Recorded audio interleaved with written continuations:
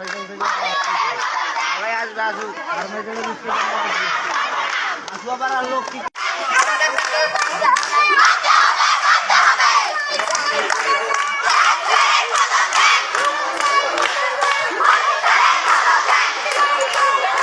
করা হবে না। আবার আমাদেরকে বলছে যে তোমরা কোরআন শরীফের সূরা মুখস্থ করবা, 7 দিনের মধ্যে অর্থসহ সূরা মুখস্থ করবা, তাই নাইলে হিজাব করবা। হিজাব ছিল, হিজাব থেকে ওরা হিজাব করতে বলছে, আবার পর্দা করতে বলছে।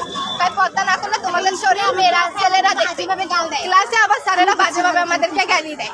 তোর ক্লাসে কি বলছে? আমাদের ক্লাসে যে স্যার বললো যে তোমরা হিন্দু মেয়েরা কয়েকজন আছে দাঁড়াও।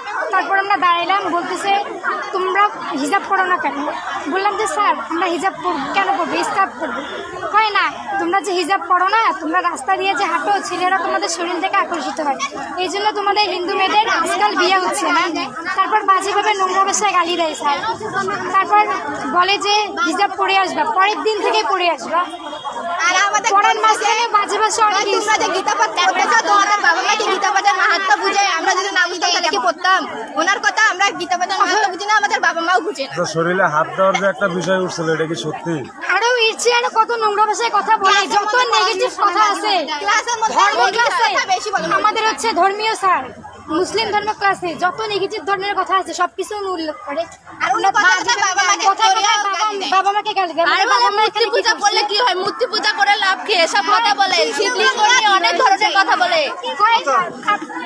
সেই স্যারের নাম কি? মৌলভী স্যার। উনি বলে শিবলিঙ্গ পূজা করে, শিবলিঙ্গ পূজা কি বলে কি? এটা তো একটা কালো মূর্তি, সব মাপ ছাড়া, একটা ছোট একটা বড়। তারপর বলে তোমাদের মা বাবা কখনো গীতা পড়ছে? তোমরা গীতার অর্থ জানো যে গীতা পড়তে যাও? অথচ অ্যাসেম্বলি তো ওরা কোরআন শহীদ পড়ে, কোরআন শহীদের অর্থ পর্যন্ত পড়ে। যেখানে অ্যাসেম্বলি 15 মিনিট হওয়ার কথা, সেইখানে 20 মিনিট ভাষণ পর্যন্ত করে। আর আমরা বলছি স্যার 2 মিনিটের জন্য আমাদের গীতা পড়তে হবে না? কয় সময় হয় না। তোমরা গীতা পড়তে মাহাত্ম্য জানো?